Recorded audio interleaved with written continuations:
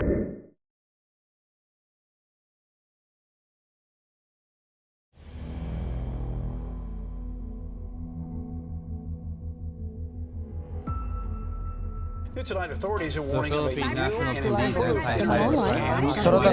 berhasil mengungkap 4 kasus kejahatan dunia maya.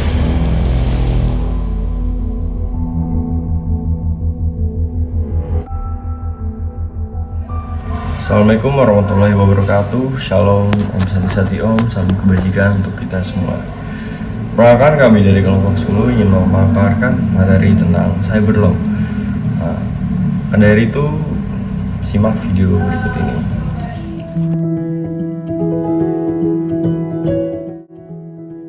Cyber law adalah aspek hukum yang ruang lingkupnya meliputi setiap aspek yang berhubungan dengan orang per orang atau subjek hukum yang menggunakan atau memanfaatkan teknologi internet. Cyber law dimulai pada saat mulai online dan memasuki dunia maya atau dunia cyber. Yang pertama ada hacking.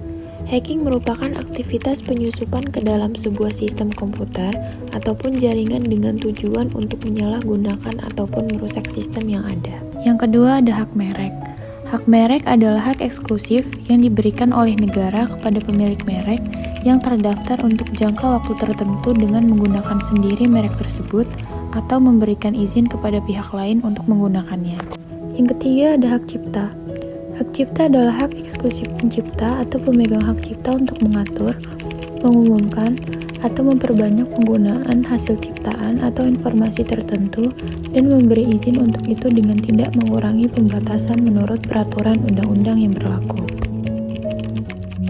Yang keempat ada penistaan, yang kelima ada penghinaan, dan berbagai macam lainnya.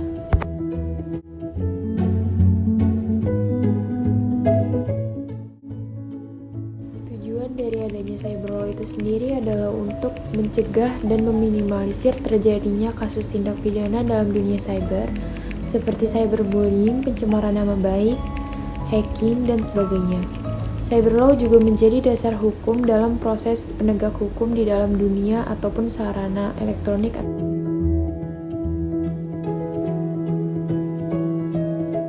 Yang pertama yaitu subjective territoriality.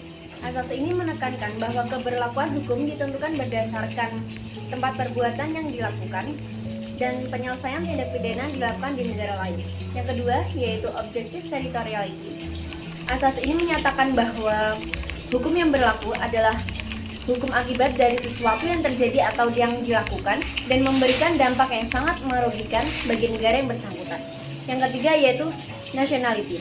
Asas ini menentukan bahwa setiap negara memiliki jurisdiksi untuk menentukan hukum berdasarkan kewarganegaraan pelaku. Yang keempat yaitu passive nationality. Asas ini menekankan jurisdiksi berdasarkan kewarganegaraan korban. Yang kelima yaitu protective principle. Asas ini menyatakan bahwa keberlakuan hukum ditentukan berdasarkan atas keinginan negara untuk melindungi kepentingan negara dari kejahatan yang dilakukan di luar wilayahnya, yang dimana digunakan apabila korban adalah pemerintah atau negara. Yang terakhir yaitu universality.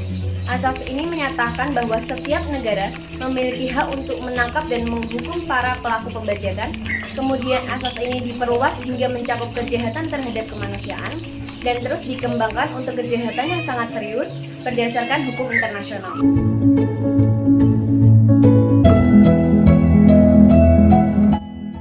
Cyber sabotage and extortion.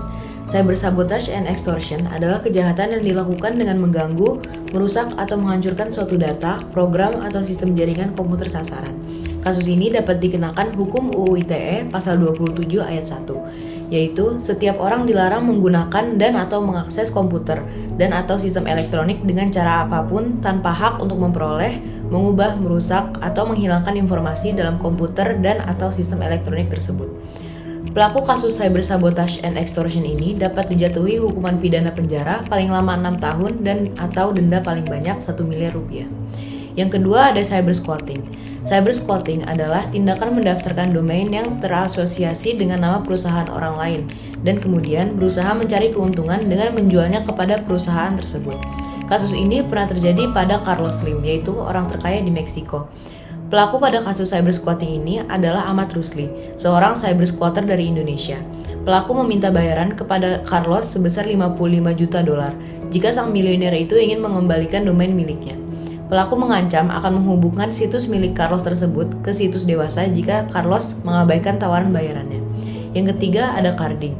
Carding adalah bentuk penipuan di mana pelaku akan mencuri nomor kartu kredit dan memanfaatkannya untuk membeli gift card prabayar, yang nantinya gift card ini akan dijual kembali untuk mendapatkan uang.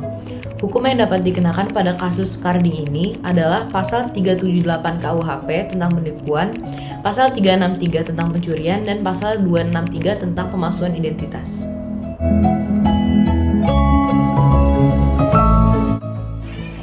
Cyber law diatur dalam Undang-Undang Nomor 19 Tahun 2016 atau dapat kita kenal dengan istilah UU ITE.